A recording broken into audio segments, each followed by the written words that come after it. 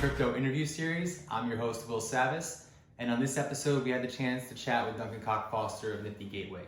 Him and his brother Griffin have been on the podcast before, but today I wanted to do a little follow-up regarding their recent success and hopefully answer any questions that collectors and artists have for them. So stay tuned, hit that subscribe button, and enjoy. Duncan, thank you for joining me here on Curating Crypto. This is more of a follow-up interview based off of what you guys talked about with the kites earlier. Why don't you give us a brief description of what NG is, even though we've been through this before? Well, yeah, thanks for having me back, William. Nifty Gateway is an NFT platform. You know, we try and offer really high quality NFTs from artists that we work with directly. And we really try and do a lot to market all the artists that launch on our platform and help them build their art careers. Yeah. We release everything in drops, and we do a variety of different release formats. Sometimes we do like numbered editions at prices. Sometimes we do open editions. Sometimes we do auctions. But yeah, it's an NFT platform. We really try and build up the career of every artist. And our goal is to like release the best NFTs possible. We always want to like bring quality to the space. No doubt. And I've kind of been with you guys since day one, so I've seen how you guys have grown, especially when you guys first started off, especially during around the pandemic times. That was wild. Yeah, it was wild. I mean, how did you guys feel starting off? I mean, it was really Nifty Gateway 2.0, but how did you feel starting off during that time? Did you have uncertainties or? Totally. We actually debated pushing the launch back, and we were like, we don't know if this is the right time to launch an art platform. We don't know if it's like going to look insensitive. I mean, that was really a crazy time. I mean, I think we launched like literally a week after the lockdown started. And I remember I can't remember exactly when, maybe it was like 4 days before we launched, was the day that Bitcoin crashed 40%. Yeah. That was crazy. I mean, most of my money is in Bitcoin, so I was freaking out. But along with a lot of people, man. Yeah, now it's way back up though, you know. Oh yeah, everyone's happy right now. Yeah, everyone's happy, yeah. But yeah, it was pretty crazy. Ultimately though, I think the pandemic has sort of provided a tailwind to NFTs. I mean, certainly in the sense that a lot of the partners we work with, it's harder for them to do physical stuff. A lot of artists, for example, they can't really do physical shows, so they're exploring new mediums. And you know, people are spending more time on their computer, more time on social media, so they have a higher chance of interacting with NFTs. Yeah. I've definitely seen that, man. I mean, I feel like people have been looking for a hobby kind of throughout this whole pandemic, something to not make them go crazy sitting in a house all day. And I feel like a lot of people have been drawn to this, whether they found it online or heard about it through podcasts or one way or another. And the fact that people are making money also doing this is kind of a cool thing. Totally. Yeah.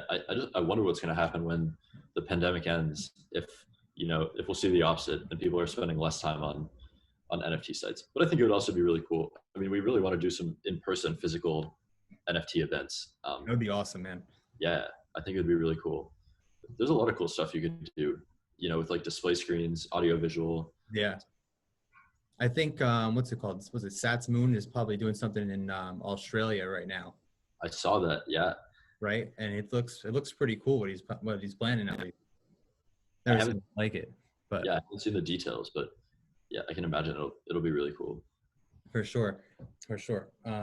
So over at Nifty Gateway, I know everyone kind of knows you and Griffin are kind of behind the scenes, taking care of everything and making sure everything runs smoothly. But what would you say your typical like day to day is over there? Who runs the Twitter? Who picks the artists? Well, it's funny you ask. Griffin does a lot of tweeting. You can always tell when Griffin is tweeting because that's when the Nifty Gateway tweets get really unhinged. Like during the auction, I don't know, like the all caps tweeting, that was like originally Griffin's idea. Okay. And when he's like, you know, we always tweet like users are flooding onto the site in all caps. That's usually Griffin. Or like, yeah, so you can always tell when Griffin is tweeting because the tweets are like definitely a little bit more unhinged and crazy. As far as day to day, I mean, we're really transitioning right now. Nifty Gateway is growing our headcount. We're hiring and we're going to be about 13 people soon. So like we're basically doing more managing now than anything, which is kind of a hard transition. because Yeah.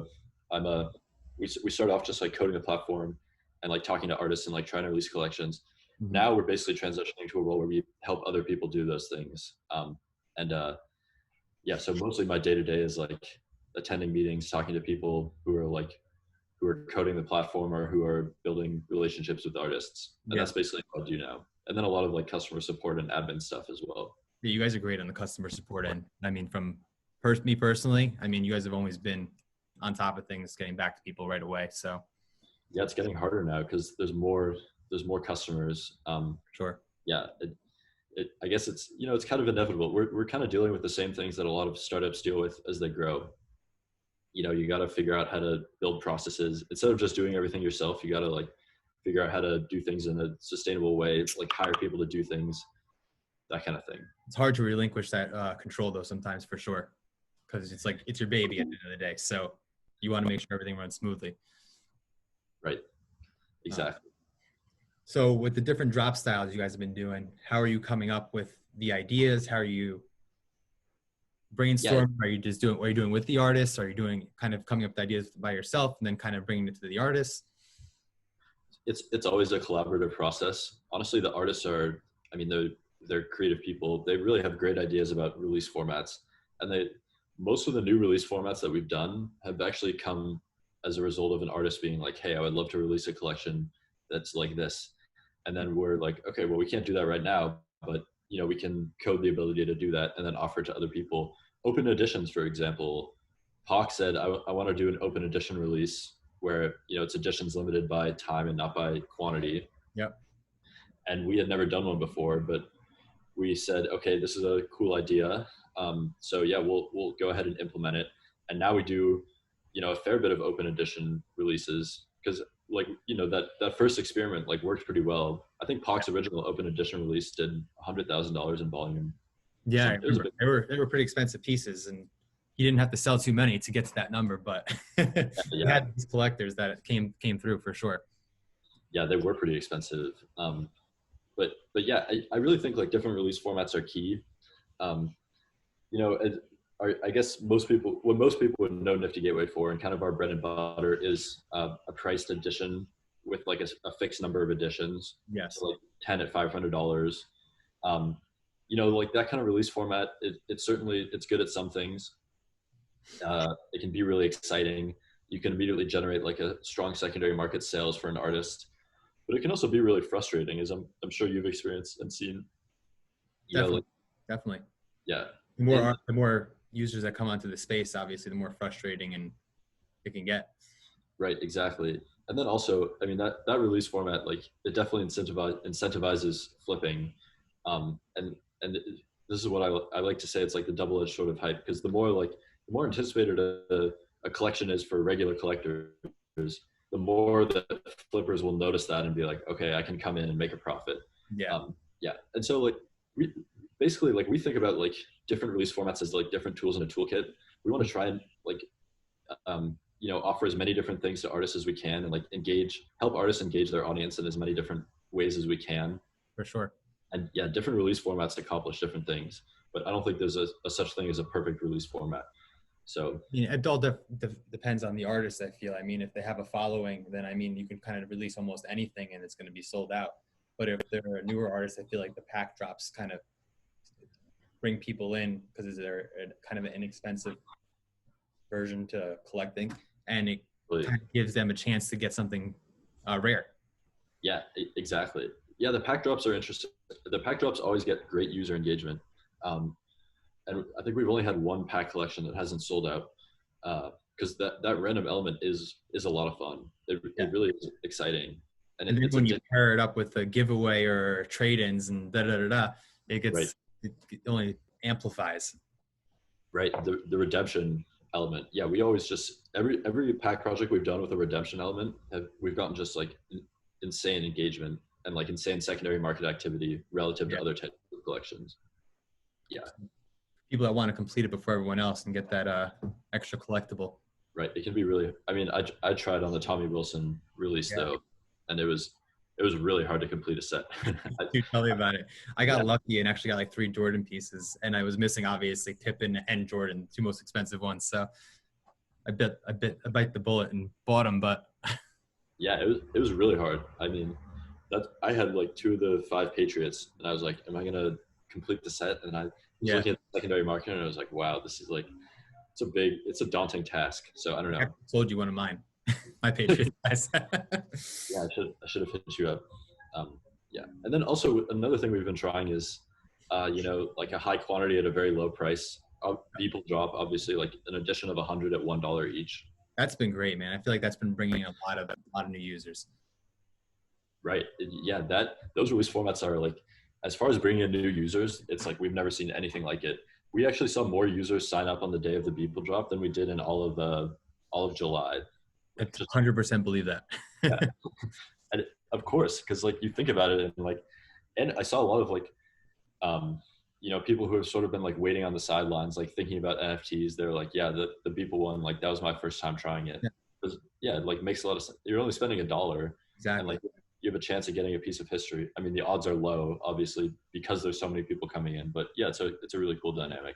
And that was wild though, seeing what they were going for in the secondary. I think at the height we were on like 6-7 grand. Yeah, it was totally wild. I mean, I think there's always like it always becomes like super speculative right after a drop. No doubt. You see it top and then you see it bottom real quick. Right, exactly. As soon as the buyers run out. Yeah, so what I do is if I want a piece, I just like wait a little bit. Just, you got to be a little patient. Like, yeah, for sure. Eventually, if you're trying to get a piece, like you usually have a better chance of getting it if you wait like a few days. I've been down that road before myself where I bought pieces for double when I could have waited 2 more weeks and probably bought it for just what everyone else bought it for. But when you want a piece, you don't know what's going to happen. So you're willing to take that risk. Exactly. And then I think there's always you see what happens with a collection like Trevor Jones, for example, where now it's really, really hard to buy a piece. It's like they're totally inaccessible. After that Picasso bull drop. I know. It was just untouchable at that point. And I bought one for $2 grand because I missed it off the primary. And I thought that was a bad price, but apparently not. So yeah, well, so like $2 grand is a great price relative to like now you can't even get them, Yeah. So it's like, yeah, I guess that's the psychology of how all this works. And we see it a lot. And like, yeah, it's honestly just like specific release formats encourage like specific types of behavior. The $1 drops are going to encourage like super speculative behavior. Absolutely. Yeah. So you got, guys have been on fire lately, especially after that Beeple drop. And then last week you guys finished up with Fuocious and Jose Delbo. How did you guys get in touch with them to bring them onto the platform? And how do you guys go about the process of curating and deciding what pieces to put up? Yeah, great question. I mean, we've been talking to Fuocious for a while because I feel like Fuocious's career is really taking off. No doubt. And, yeah, I'm a huge fan of their art and like what they're doing. So we've been talking to them for a while. The collection had been in the works for months, which is actually usually our process. Like our content calendar is planned out until about January. There's some flexibility in there. Occasionally we can slot something in sort of last minute, or like, if we have an open release day, like we can just say like, okay, well, fine, we'll do like a one-off release. But yeah, usually we plan stuff out a few months in advance. It takes artists a long time to create art also. It's not the kind of process you want to rush. So yeah, Jose Delbo was similar. I mean, we're really big fans of Jose Delbo's work. And really, like, I mean, our goal is to try and get as many great artists on Nifty Gateway as possible. Whenever we see someone like who's doing really well, we always pitch them and we always approach them and like try and get them on the platform. Yeah. Really, our pitch is honestly like we really try and help artists build their careers. It's really something that it kind of lends itself to the way the platform is set up because we release everything in drops. They're planned out in advance, and we have a long time to tell people about the artist's career and to like introduce the artist to the audience. And then there's like, it's sort of like a spotlight that gets shined on a specific, a spotlight that gets shown on a specific artist. Yeah, I don't know. But yeah, so we really, that's really our goal. And like, we always try and get like great artists. We spend a lot of effort and resources trying to recruit like awesome artists to make on the platform. because we think that's the big difference maker. Like, You guys have definitely been awesome at that. I mean, and as far as the descriptions and kind of giving the background for the artists and doing interviews with them on your Instagram and things like that. I mean, I feel like it's so important when they're releasing, especially newer artists. Right. I mean, every artist, you have to tell the story of the artist, and you have to explain to people why their work is worth collecting. Correct. I mean, like, yeah, there's like no exception. Like, you have to do that. I was never a Twitter guy until like I started in this space. And back when I started with you guys and got into Nifties, I mean, this was more of an investment on my end, as opposed to the collecting mindset. And as I became entrenched in this and started going on Twitter and meeting the artists and talking to you guys, I just became like, I don't know. I love this space, the community, and everything that it has. You know, it's kind of a wild thing how quickly it kind of overtakes you. It really is, yeah. And we actually see this, like, I've talked to a few different people. They start off like thinking about it in terms of like an investment term, or like maybe they're trying to flip pieces, but eventually like you talk to the artist, like you get into the community and you kind of like fall in love, and then you like all of a sudden like you can't stand to sell anything, and you're like, you know, you're just like me to sell sometimes, man, unless I have to. Yeah, exactly. It's really tough. Which nowadays you can't even get two pieces anymore. So I know. Well, we got to, yeah. I mean, we have to make the system as fair as possible, and we're always trying to make improvements around that. It's kind of a like never-ending game of whack-a-mole, or at least that's what it feels like sometimes. Where it's like, okay, like, you know, we patch this vulnerability, or like we like turn on one per customer, and then, you know, you see some people try and sign up for multiple accounts, or like, I don't know, it's hard, but like we're making progress on making the drops more fair, because like that's a huge priority for us. For sure. I mean, you got to keep the customers happy at the end of the day. And I mean, without customers, no one's doing anything. Right. Exactly. So you have some upcoming drops this week. You were on earlier with Joni, right? Yes. You want to give us a little background on him real quick? Yeah, I'm a huge fan of Joni. He's a really interesting artist because he's sort of like, he's done digital art in all these kind of blue chip settings. He does these large scale audio visual installations, projection mapping, and he's done them all over the world, art fairs, like he like multiple different galleries. So he's a really like sort of, like a old school. His visuals look awesome. Yeah, no, his visuals, they look really awesome. And he's a really nice guy too. So yeah, I think it's really cool to see artists like that getting into NFTs. It's really just like further validation of the space, you know. It's like these are the kind of people getting commissioned to make light sculptures for public squares, and now they're like launching NFTs, and like, you know, it's like they're recognizing the medium. It's like really incredible to see. It's so crazy. I mean, who would have thought this would have become a new medium, or just like a space for artists to actually make something off of there? Right. It honestly happened way faster than I thought, which is really cool to see. I mean, we only launched in March, and it feels like there's just a flood of new activity, not just on Nifty Gateway, on like throughout. So many different platforms are like exploding right now. Yeah. So many different artists are building a career. Yeah, it's really amazing. I love to see it. I mean, and then you have Twisted Vacancy coming back too, right? This week. Yeah, incredibly excited about Twisted Vacancy. I've always been a huge fan of his work. I think I've collected something from every release he's done on Nifty Gateway, because I just love his visual style is so cool. Like, you know, before he even started making art, he did all this research into color theory, and he basically picked a palette that's like super unique and distinctive, and you see that show up in his work. I mean, through every one of his pieces. Every one of his pieces, you could pick him out from a mile away because the colors are so distinct. Yeah, for sure. And then he's doing the $1, right? The $1 27 pieces. Yeah, he's doing the $1. So I'm already gearing up for the angry customer support. You know it's coming, man. You know it's coming. I know it's coming. Every $1 release. But yeah, and I mean, what I just try to tell people is like, it's a $1 release. There's probably going to be 150, 200 people on the site. Like, the chances are low, no matter what. Yeah. You have like 5% chance of getting one at that point. You know, it's crazy. Right. I mean, it's basically like it's like a very low probability event, even at the most fair, when you have like, even if we like eliminated all the bugs from the system, it would still be a super low probability event. And we're like, yeah, we are like eliminating and improving every week, like we did with the one per customer. I think that was a big improvement. That's a big thing. Yeah, for sure. Yeah.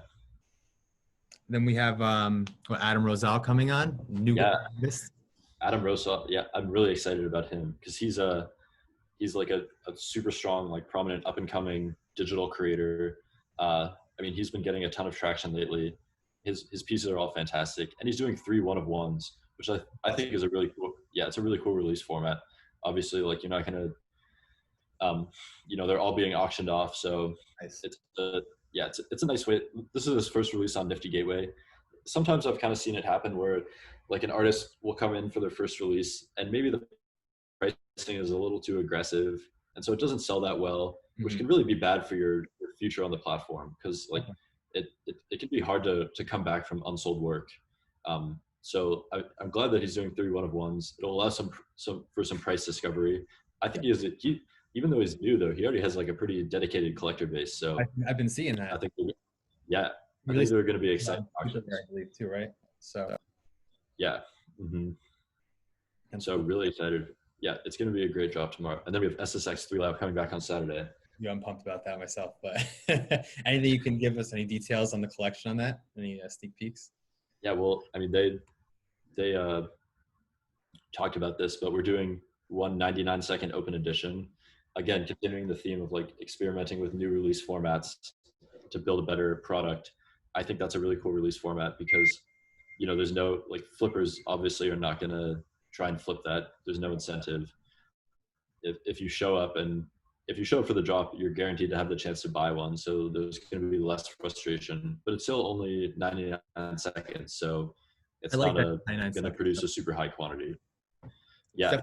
I think too many editions when you leave it open for 24 hours, too many people and going to get right. Exactly. Although interestingly, so we did the Slime Sunday 24-hour open edition for $40. Love that piece. That piece was dope. I know, that piece was so dope. He sold, I think, 419, like high numbers. Yeah. Yeah, I heard you were one away from 420. One away from 420. I know, it's so close. But the weird part to me is now there's been like healthy secondary market activity. There's been 30 secondary market sales, which I just cannot wrap my head around. Because I'm like, you guys had 24 hours to buy it on the primary market. Why are you buying it on the secondary market? It doesn't make any sense to me. I know, it's crazy. I've been noticing a lot with the secondary market, with the flippers coming in, how quickly they're willing to let something go. Right. Exactly. And it's like, especially with this, I've noticed it was especially with the Lucho drop this past week. They were going for 600 and people. So somebody sold it for $666 at one point. I was like, what money did you make there at that point if you're even a flipper? I know. It's like, yeah, it really like, it honestly kind of makes me upset to see people doing that. Same. And yeah. And we think a lot about how to handle something like this. I mean, it is the kind of thing where, on some levels, flippers are like, they're a sign that there's like a lot of strong demand for a piece. So it's probably better to have a release where there's flippers than a release where like no one buys anything, in our opinion. And yeah, like but it really is like kind of, it's disrespectful, I think. And it's like, it's something that I really don't like to see at all. And then obviously it's, like, it's not great for the artist's work, I think, either. I mean, it devalues their pieces really at the end of the day on their secondary, which right. I personally know Lucho is way more than $600 or $1,000. So, and if you're just going to let it go for that much, like, why are you even showing up and buying it in the first place? Exactly. You just piss off someone that's a real collector for no reason. Right. Exactly. So we're thinking about a lot of different solutions to that problem. I mean, obviously the super short time period open edition is one solution where that's like, you don't really want to, like, hopefully that produces a result. We've also thought about doing a Dutch auction for editions. So, maybe for Lucho at an edition of 21, it starts off at $3,000, and like you could buy one for $3,000, and then every minute it goes down by $50 or some increment, like it decreases. and then whenever you want, you can hit buy. So basically, it's a price discovery mechanism where the people who are willing to pay the most for the additions like scoop them up, and the people who are willing to pay the most are not going to be the ones like immediately reselling it. For sure. Yeah, we've thought about doing a lockup period, which would kind of be the simplest solution. Of course, then it sort of gets tricky. I like that idea. Yeah, a lockup period would be, I mean, super straightforward to implement. What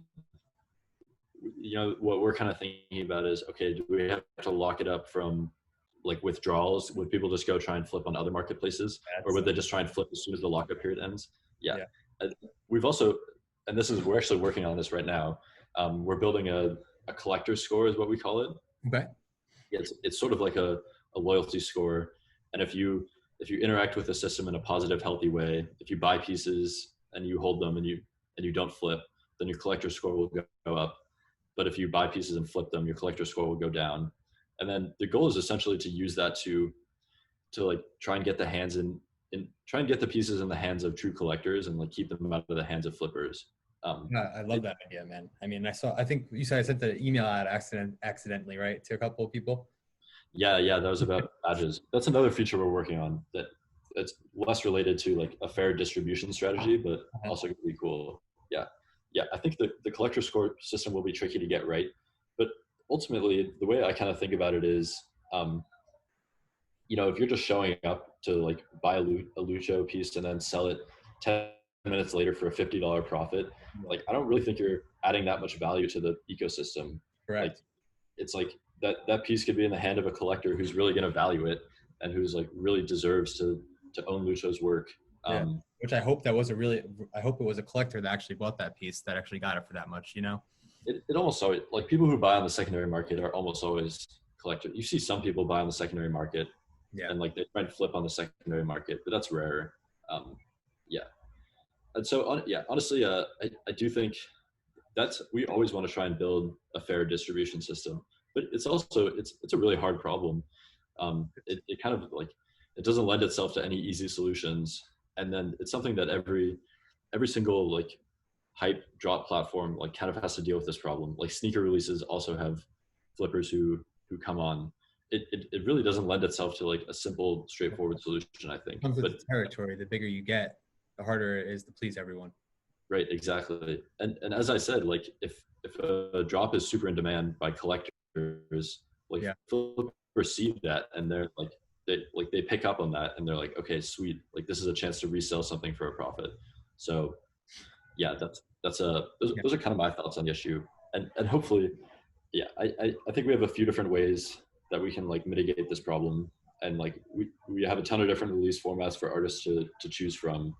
And so I'm confident that we can find a fair distribution strategy in the long term. I think it will take time though. I think it will take time. I mean, it's not the kind of thing where you can just flip a switch and like solve the problem instantly. You got to study it, and kind of figure out what works, what doesn't. And it's with anything though. Right. Exactly. I mean, I kind of wanted to go into a little bit of your past drops, kind of get an idea of what was one of your favorite drops that you guys have done, favorite pieces.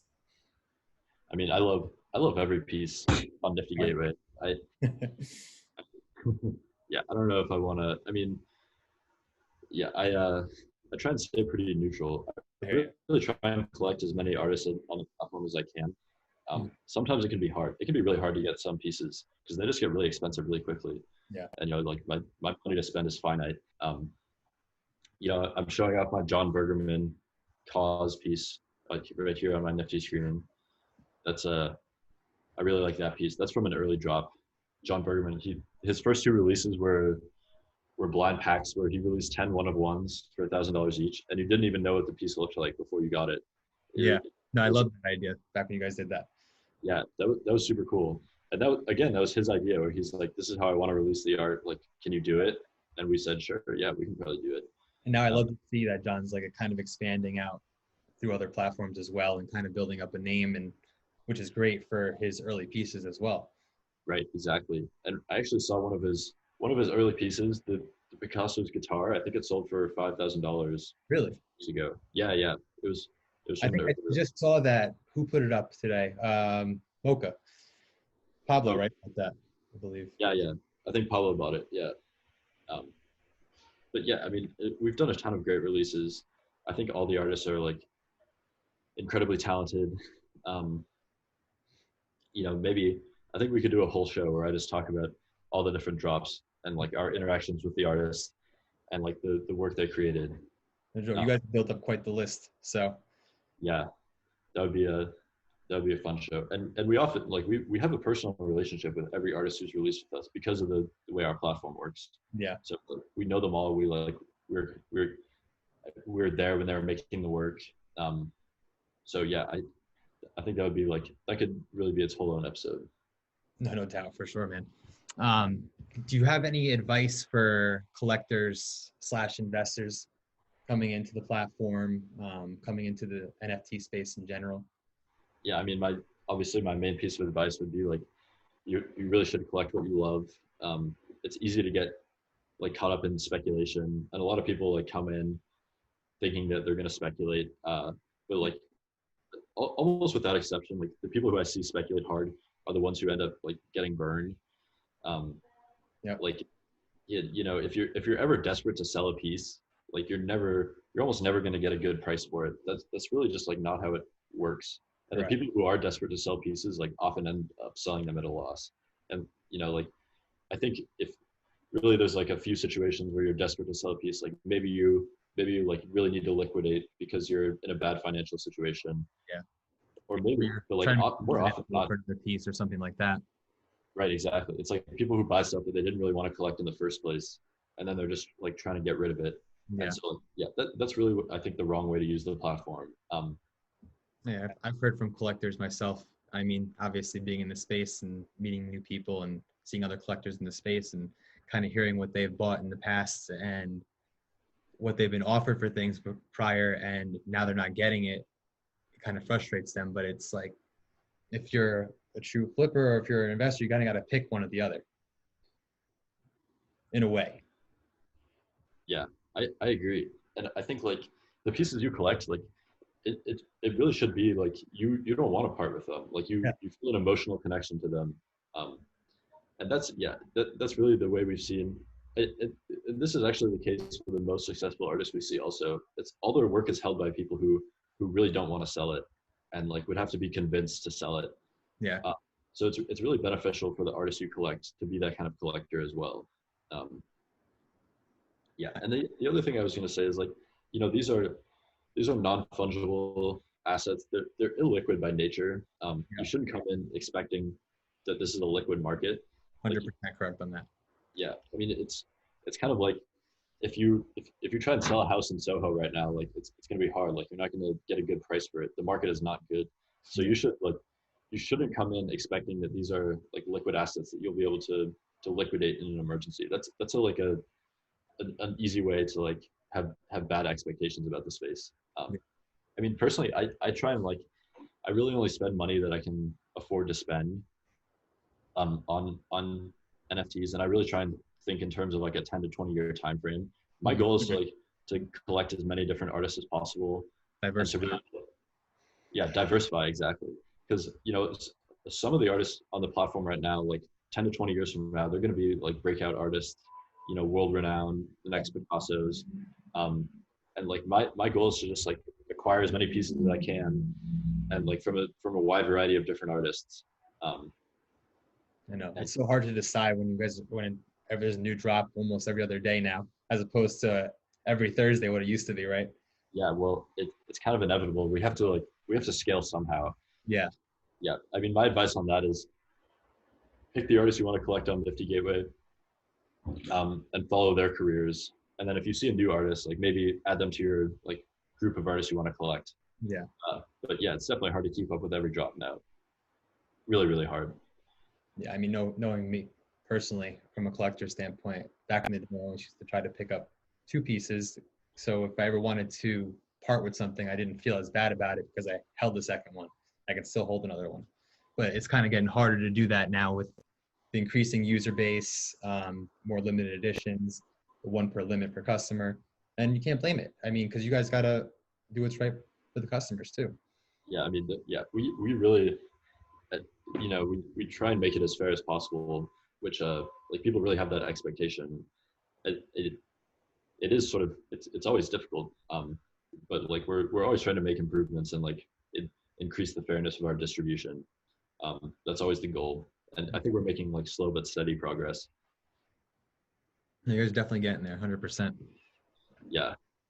So I know a lot of new artists coming onto the space are always asking how to get onto Nifty Gateway. I know that I probably get a couple of DMs on my Twitter saying that, oh, you guys know, the guys over at Nifty Gateway. Can you get me in? Da, da, da. I'm like, I don't know. They're pretty selective.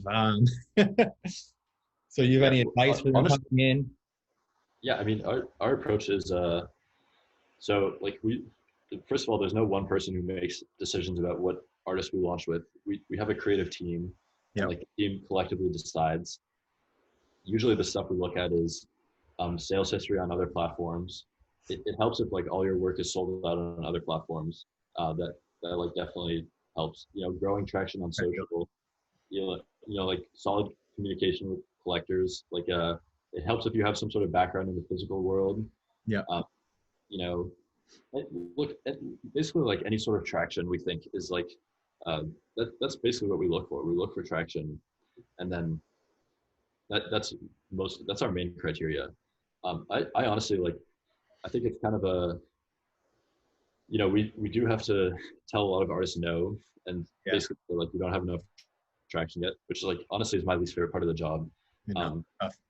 Yeah, but like love to have everyone on, but then it doesn't create the same stability and buzz for the platform, so it's hard. Yeah, and then like the thing is, once you do get on, it's like that. Then it becomes like a true accolade, where it's like, oh, you've come on Nifty Gateway, and we do see that effect sometimes, where like artists will come on and they do a drop, and then their pieces on other platforms sell out because their drop is so successful. So like, yeah, it's sort of like this spotlight we shine on artists, and we definitely want to like continue making it that. We've called that the NG effect for sure. Yeah. That's awesome. I hadn't heard that phrase. I've noticed it obviously when Loud did a release. I mean, he had done a release prior on Block Party, but it was kind of under the radar. And then once he released on your platform and then went to Super Rare, his pieces started going crazy. Yeah. I mean, I think part of that also was like, he's super talented. Absolutely. Has a big audience. Yeah. Definitely. I'm really excited for his follow-up. Also, it does help, like, I don't know, like messaging William, like getting other people, like other artists who have launched on the platform. We honestly, like, we listen to their recommendations. You know, if you have an endorsement from another artist who's been on the platform, that's like a pretty good way to like, to let us know about you. And then, yeah, we're really always looking for like new artists, and we're always sort of like keeping our eyes open. I think we're actually in the middle of redoing our application process. Okay. We're gonna make it like much more thorough and like, you know, have the applicants provide a lot more information. Right now, the application process is so lightweight that we just get like way too high of a quantity of applications. So it's hard to devote enough time to each one. But we think by making. Do you have any idea how many applications you guys have right now, or you guys have gotten? I mean, yeah, we get. I don't know the exact numbers, but I do know that it's become difficult for the team to like review each one. But I think a part of that is like, the application is only like 5 questions long, and then some of the applications are just like kind of unserious, right? So we're going to make the application a little like harder, and I think that'll serve us a little better because, you know, you'll have to be more determined to fill out the application. It'll take more time, and that means like each individual application will be better, and we'll be able to like see more artists. I feel like the application is probably like very preliminary back from when you guys first started, and now it has to be revamped at this point. That's exactly it. Yeah, I mean, we literally put it together when we first launched the platform. We had no idea like how successful it was going to be. Yeah. And you guys did something cool, really cool with the kites a couple weeks ago when you guys did the curated drop. Yeah, expect more of those. How did that come out? I mean, Ikaitsa is a friend of mine. We chat fairly often about a lot of different stuff, and we wanted to do a release on Nifty Gateway. He's a super talented artist. You can actually see my Ikaitsa physical print I have right there. Yeah, he sent this to me with the VR. Yeah, well, I have this one. yeah, I have this piece. And so like he sent me a print, which is really awesome. So Yeah, I mean he's sort of all over the place, like multi-talented, prolific. And so we thought it'd be cool to like let him curate a release. And it honestly worked quite well. So I think it's something we're gonna repeat with other artists. awesome. Let them curate. Yeah. It's also a way to scale and like to let more artists onto the platform, which is that's also a goal of ours. We do want to like shine the Nifty Gateway spotlight on as many artists as possible. If we're only doing one release a week, it's harder to do that. Right. And so like, yeah, artist curated releases are a way to help grow the platform. No, I like that idea a lot. I mean, as far as, so that's one way you guys are planning to grow the platform. Do you guys have anything in the works other than that? Or I know you guys have some Yeah, developments coming up. I mean, as far as secondary market with ether payments being allowed and things like that. So yeah, we have a ton of, I mean, we're always working on new stuff. Generally, we don't talk a lot about what we're doing in advance. Yeah. I think, yeah, I've honestly kind of learned in the past, like I've done like announcement of announcements where I'm like, oh my God, we have this incredible artist who we're announcing on Monday. And then like, it's always a risk because, I mean, maybe you think it's an incredible artist, but they don't have enough name recognition. And so like you do the announcement for the announcement, and then the announcement itself is kind of a letdown. So now our strategy is like basically when something is ready, we put it out there, but like not before that. So yeah, there's lots of exciting new things coming. I mean, we have a lot of like really big partners who are getting into the space. People with really large audiences. Our goal has always been to get 1 billion people collecting Nifties. Yep. And like some of the people we're having conversations with right now, they're like large mainstream organizations with gigantic online followings. So I think when they release projects, it's going to be like a whole new demographic of people who's going to find out about NFTs really quickly. So I'm really excited for that. I mean, the pandemic unfortunately accelerated, I feel like, this growth, and it's only right that you kind of take advantage of it because it's providing like an escape for people. Yeah, I think that's accurate. So yeah, I mean, do you guys have any questions for me on this end, or? No, I don't think so. Thanks, William. Yeah, great to chat. Yeah, dude, it was nice. Pleasure talking to you finally. Yeah, it was really nice. Thanks for having me on. Appreciate you coming on for sure. Awesome, Duncan. Appreciate it, man. And I'm sure I'll be talking to you soon. Take care.